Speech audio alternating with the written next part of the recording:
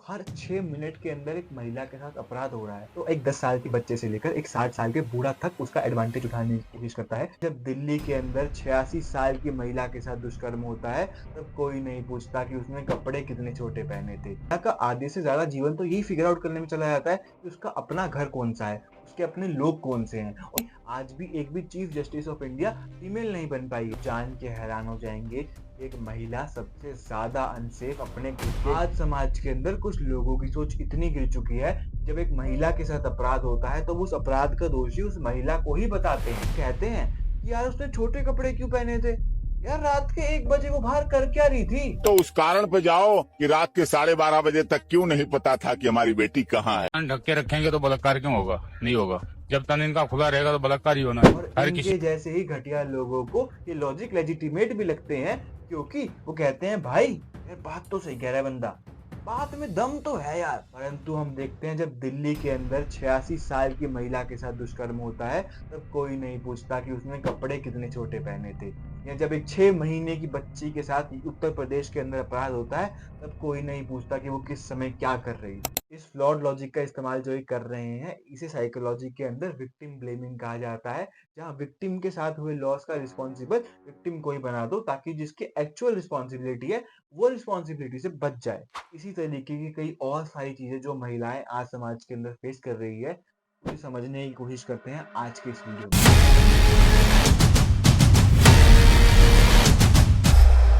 राधे राधे सभी को, मेरा नाम साहिल गौतम है और आज की इस वीडियो में हम मुख्य रूप से 5 बिंदुओं पर चर्चा करेंगे। सबसे पहला, ऐतिहासिक रूप से किस तरीके से महिलाओं का शोषण किया गया है, पहले हम वो समझेंगे। उसके बाद आज समाज में किस तरीके से महिलाओं के खिलाफ अत्याचार किया जाता है, हम वो समझेंगे। उसके बाद हम समझेंगे कि सोसाइटी के अंदर महिलाओं की कंडीशन इस समय कैसी है, उसको अंडरस्टैंड करेंगे। एंड देन हम मूव करेंगे प्रोफेशनल रियलिटी क्या है, प्रोफेशनलिज्म में क्या-क्या समस्याएँ औरतों के सामने आती है, वो समझने की कोशिश करेंगे। और उसके बाद सबसे इम्पोर्टेंट चीज़ सॉल्यूशंस की तरफ हम मूव करेंगे, कि इसे हम कैसे ठीक कर सकते हैं इंडिविजुअली, सोसाइटी के लेवल पे और गवर्नमेंट के लेवल पे। अगर हम हिस्ट्री की बात करते हैं तो ग्लोबल लेवल पर ही मेन को एज़ अ प्रोवाइडर माना जाता है और वुमेन को एज़ अ केयर टेकर माना जाता है। और वुमेन को हमेशा से ही मेन पे डिपेंडेंट रखने की बात की जाती है ग्लोबल लेवल पे। अगर हम भारत का इतिहास भी उठा लें तो यहाँ पे क्रूरधा, चाइल्ड मैरिज और सती प्रथा जैसी सोशल एविल प्रैक्टिसेस एग्जिस्ट करती थी, जो पर्टिकुलरली वुमेन के राइट्स को वायलेट करती थी। और हम देखते हैं आने वाले समय में राजा राम मोहन रॉय और ईश्वर चंद्र विद्यासागर जैसे लोगों की वजह से समाज के अंदर बदलाव आता है। लेकिन हम देखते हैं आज भी समाज के अंदर बहुत सारे घरों में सेम माइंडसेट का इस्तेमाल किया जाता है कि महिलाएं नीचे हैं और मर्द ऊपर हैं, जिस वजह से महिलाओं की हालत कितनी खराब है। अच्छा, आप गेस करो कि एक औरत को सबसे ज्यादा अनसेफ कहाँ फील होता होगा? सोचा? कोई कहेगा पार्टी में होता होगा, कोई कहेगा स्ट्रीट पे होता होगा, कोई कहेगा ऑफिस में होता होगा। लेकिन आप जान के हैरान हो जाएंगे कि एक महिला सबसे ज्यादा अनसेफ अपने खुद के घर में होती है।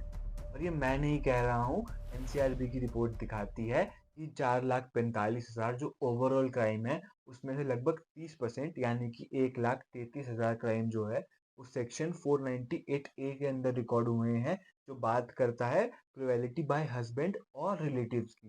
बेसिकली जो डोमेस्टिक वायलेंस की बात करता है, उसमें रिकॉर्ड हुए हैं।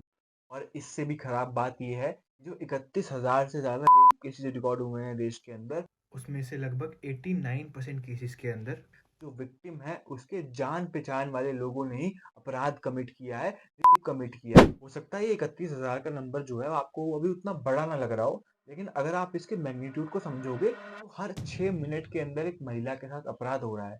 यानी कि जब ये वीडियो खत्म हो रही होगी, तब तक एक महिला के साथ ऑलरेडी दुष्कर्म हो चुका होगा। ये समाज में इस समय महिलाओं की कंडीशन है। और जो लोग कहते हैं कि लड़कियों को घर से बाहर नहीं निकलना चाहिए, अब मेरा उनसे ये सवाल है कि घर के अंदर उनकी सुरक्षा कौन करेगा? आज ना शहरों के अंदर लोगों को लगने लगा है कि यार वुमेन के पास सारे राइट्स हैं, इतनी सारी फैसिलिटीज हैं, तो वुमेन तो इक्वल ही हो गई है, कोई age in discrimination, age in भेदभाव कोई बचा नहीं है। अगेन ये एक बहुत नैरो पर्सपेक्टिव है चीजों को और प्रॉब्लम को देखने का। अगर हम इसका एग्जाम्पल से समझेंगे तो मान लीजिए एक रश्मि नाम की लड़की है जो मेट्रो का इस्तेमाल करती है अपने ऑफिस जाने के लिए और ऑफिस से घर आने के लिए। अब अगर हम उसकी लाइफ को ध्यान से देखेंगे, जब वो मेट्रो में जाती है तो वो देखती है भीड़ भाड़ भरी मेट्रो में जो वुमेन सीट है, वहां पर 2 आदमी बैठे हुए हैं। और वो उसको सीट नहीं देते हैं। फिर अगर वो सोचती है कि चलो मैं ना खड़े होकर ट्रैवल कर लेती हूँ मेट्रो में, तो एक 10 साल के बच्चे से लेकर एक 60 साल के बूढ़ा तक उसका एडवांटेज उठाने की कोशिश करता है। कोई उसके प्राइवेट पार्ट को टच करने की कोशिश करता है और कोई इंसान को सिर्फ़ उससे कंधा टच करने में ही अच्छा लग जाता है, तो वो किस लेवल का इंसान होगा वो आप समझ सकते हो। और इन सब चीज़ों के बावजूद भी अगर उसको मान लीजिए मेट्रो में सीट मिल जाती है, वो बैठ जाती है, तो वो क्या करती है? वो अपने ईयरफ़ोन्स लगाती है और मुँह नीचे करके अपना फ़ोन देखती है। ऐसा वो क्यों करती है? क्योंकि उसको पता है जब वो मुँह सामने देखेगी तो एक क्रीप सा लड़का उसको घूर रहा होगा। अगर वो लेफ्ट में देखेगी तो 10 अंकल बैठे होंगे जो उसके कपड़ों पे उसको जज कर रहे होंगे। अगर वो राइट में देखेगी तो वो देखेगी बाकी बची कुछ मेट्रो भी उसको ही देख रही है।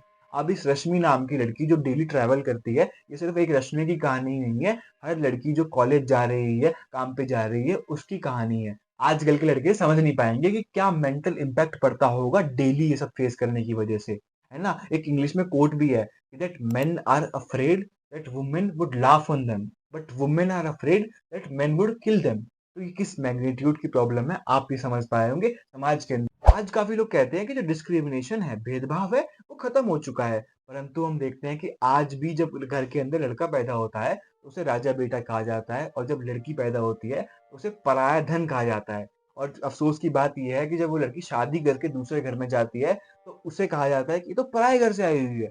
तो एक महिला का आधे से ज़्यादा जीवन तो यही फ़िगर आउट करने में चला जाता है कि उसका अपना घर कौन-सा है, उसके अपने लोग कौन से हैं और उसके बाद हम कहते हैं कि महिला और पुरुष तो इक्वल ही है। आज ही घंटा। सच्चाई की बात तो ये है कि इंडिया में एक औरत 2 लोगों का काम करती है, पहले ऑफिस का फिर घर का।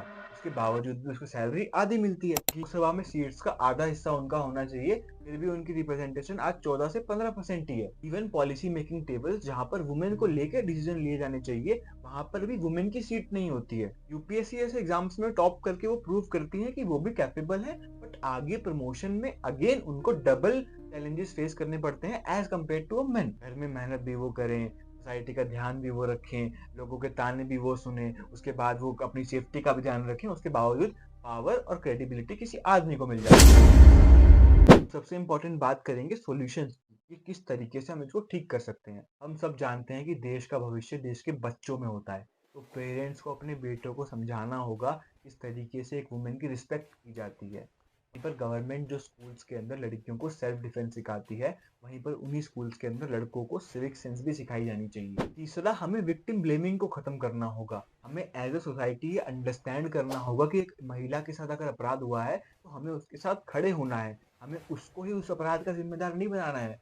हमें उस अपराध के लिए जस्टिस मांगनी है, उस अपराध को जस्टिफाई नहीं करना है। इसके अलावा गवर्नमेंट को भी कुछ स्टेप्स लेने होंगे, जैसे कि पार्लियामेंट के अंदर वुमेन का रिप्रेजेंटेशन बढ़ाना होगा। मैं मानता हूँ 33% का बिल लाया गया था, परंतु अभी तक उसको इम्प्लीमेंट नहीं किया गया है, तो उसको इम्प्लीमेंट किया जाना चाहिए जल्द से जल्द। दूसरा, लॉ एंड ऑर्डर जो है वो एक स्टेट सब्जेक्ट है, तो राज्य सरकारों को खुद से इनिशिएटिव लेना होगा और अपने स्टेट के अंदर स्ट्रीट लाइट्स बढ़ानी होगी, सीसीटीवी फुटेज बढ़ाने होंगे और पर्टिकुलरली हर पुलिस स्टेशन के अंदर हमें वुमेन ओनली हेल्प डेस्क भी इस्टेब्लिश करना चाहिए। इससे सेफ्टी जो है वो बढ़ जाती है। वुमेन जो है वुमेन टू वुमेन बात अच्छे से कर पाती है instead of women to man बात करना। आज की इस वीडियो में मैंने इस इशू को बहुत कॉम्प्रिहेंसिवली डिस्कस करने की कोशिश करी है। कोई भी कमी पेशी रह गई हो, कोई इशू टॉपिक छूट गया हो तो मुझे बताना। हाँ, मैन राइट वाली डिबेट जो है वो भी बहुत प्रेवलेंट है इस टॉपिक के अंदर, उसके ऊपर भी हम कभी चर्चा करेंगे।